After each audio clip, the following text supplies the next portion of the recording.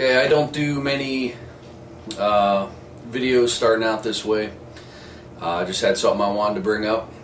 I don't know if it started off with my diet or whatever health reasons. I know the last couple years I got in the habit of eating a lot of fast food, a lot of, just unhealthy food to begin with, a lot of junk food. I just want to say, it's things like that that lead, possibly you, may happen to you like it did me. It may lead you to getting worms. And I do have worms. It is something I'm kind of excited about. It's going to change my lifestyle this year, hopefully. Going to start eating healthier, a lot more vegetables, a lot more, homegrown things, not the supermarket stuff. I'm going to try to stick with as organic as I can get coming up here, and just an all-around healthier diet. So, just to let you know, it could happen to you too. You can get worms, and it's a big motivator to help keep you eating better. I got my worms from Uncle Jim's worm farm. He's in Spring Grove, PA. Wasn't bad. I think it was around $15 for, what, 250 worms, I believe. 150, 250 worms. Which is a good start for doing your own worm compost bins.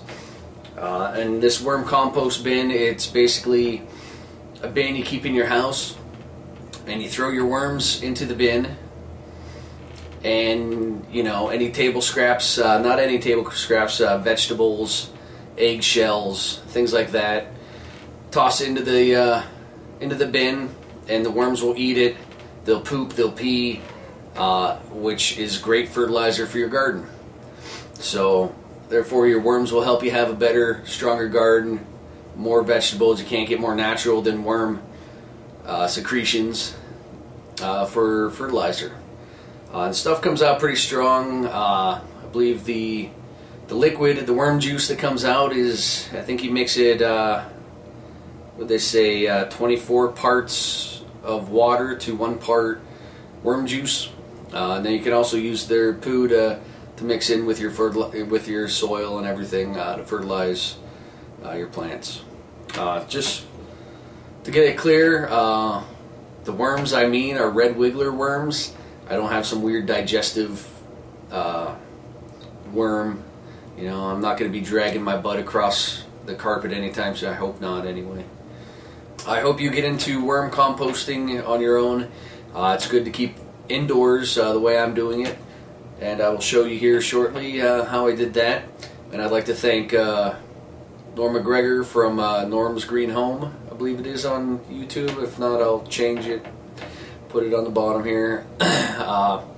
He did a video on his, and it kind of got me thinking maybe I should do this. So I'm giving it a whirl. He told me to try Uncle Jim's worm farm, so I did. Plus, they're in the same state I live in, so I figured, that's fairly close. So the travel time, shipping time shouldn't be too bad. But thanks, Norm, and hope you guys enjoy this video and maybe get you kicked off doing your own worm compost bin. This is going to be my worm compost bin. It's kind of hard to see here. It's 2 layers. I have a collection bin on the bottom, and where the worms are actually going to be is on top here. For the worms here, I'm not going to go through step by step the process of making this. There's not much to it. You buy a couple Rubbermaid, and these are decent sturdy containers, a couple Rubbermaid containers. I got these at the Walmart just after Christmas. They always throw these up in fancy Christmas colors. you know, for Christmas decorations and everything. So I grabbed a couple of these fairly cheap. I believe they're around $5 each or so. Alright, and for the top one, I drilled a bunch of small holes all the way around in this one, as well as a bunch through the bottom, so it will drain. Any of the liquids that build up there inside here will drain out of the bottom. They'll get some air through the top here, and I put a few through the side here where the compost will actually be. Just get a little air in there. They're still living creatures and need to breathe somehow.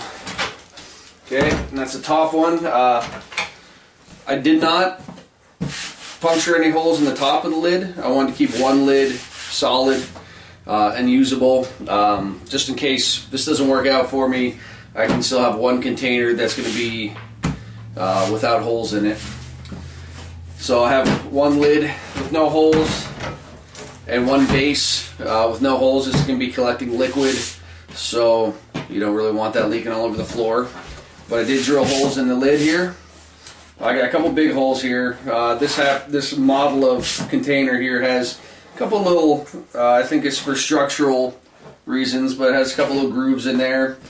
And they're made to stack on top of each other, so there's a little ridge here. So any liquid that gathers is going to drain towards the center and hopefully down these two holes. I also have a few other holes just randomly spaced out throughout the whole lid there, just to collect liquids. So they're made to stack on top of each other, which is great. So you kind of want to get the same, if you decide to do this, you want to get the same type of containers. This way of doing it, I pretty much got from Norm's Green Home. He kind of turned me on to the worm compost idea. Plan on having a big garden this year, so I want a way to fertilize it through the compost and the worm juice that gathers in the bottom. Okay, these are the worms I purchased. These came from Uncle Jim's worm farm. Uncle Jim's worm farm from Spring Grove, PA. Took a couple of days to get here. They only ship on Mondays, normally on Mondays, so the worms don't spend all night inside, you know, a mail facility. Okay, pop it open. I have nothing inside this one yet. You can see it's empty. To this I'm just going to add, they say peat moss is really good.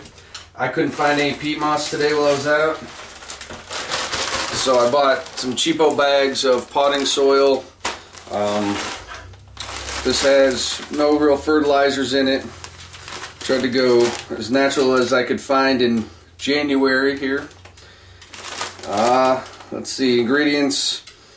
Blah blah blah. It has perlite, compost, forest products, peat, sand. So pretty much stuff that worms will find in nature for the most part. No chemical fertilizers, because I'm not trying to grow anything here besides the worms. So I'm just going to add this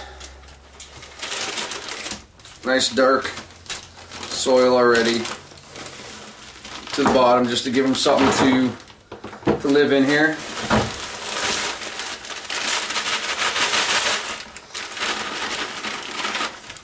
I'm going to try to find some peat moss to add to by this weekend. And I think I'm going to add 2 of those. Well, I'm just going to add the 1 small bag right now to that. The worms do come with a little bit of really dry peat moss in here. When they get it, they say add about a 1/4 cup of water to the bag, just to moisten them up a little bit. And give them something to drink. Here are the worms. Set that bag down there. You say they're pretty small to start out with, which is understandable. They've been traveling with no food or water. I threw a little bit of aloe plant in here last night so I could get a chance to get some kind of a base for their habitat here. They say to toss them all. I believe I got 250. I say toss them all in one pile in the middle. That's what I'm doing there. And there's a few that kind of live. Well, they don't live, but there are a few that crawl in the little hooks and loops of this fabric. I pulled a few out yesterday when I got them. I think we're good to go there. Don't see any of them hanging on. There. So now they're all in the bottom there. Let's see if we can see any of that. Nope. There. Kind of hard to tell, but there are worms throughout this mass here. Oop, there you go. A mass of worms there. They don't like sunlight. Just kind of leave them there. Okay, I just dampened the soil down a little bit with some water because they do need a little bit of water. And then I'm going to take a little piece of newspaper here, and I'm just going to cover them up with the newspaper. That gives them some moisture, keeps them in the dark a little bit, and then I'm just going to let them go in this bin here for a few days. Just let them rehydrate a little bit. Then when I start adding food, they say when you add food, you're going to want to add dry stuff, just like compost outside. If you keep a nice balance of moist debris and dry debris, supposedly you won't get much of a smell. It just helps decomposition better. Keeps mold and insects away, all that. So I procured a paper shredder, and I just shredded some newspaper up. You can see that there. Just shredded a bunch of newspaper up. So when I throw something wet in, I'm just going to throw in a handful of the newspaper just to cover it up. Supposedly that'll help keep fruit flies down and keep the smell down and let the compost do its magic. So that's that. That's my worm compost bin for now. Also, you know, with keeping the smell down and everything, supposedly this will be alright for inside the house. So this will either be in my kitchen or somewhere near my kitchen, pantry. Not sure quite yet where I'm going to put it for long term. But it is supposed to be alright to keep in the house. Probably during the summer I may move it to the back porch, but until then, right now they'll freeze out there. It's pretty cold out. So, in the house, worm compost bin.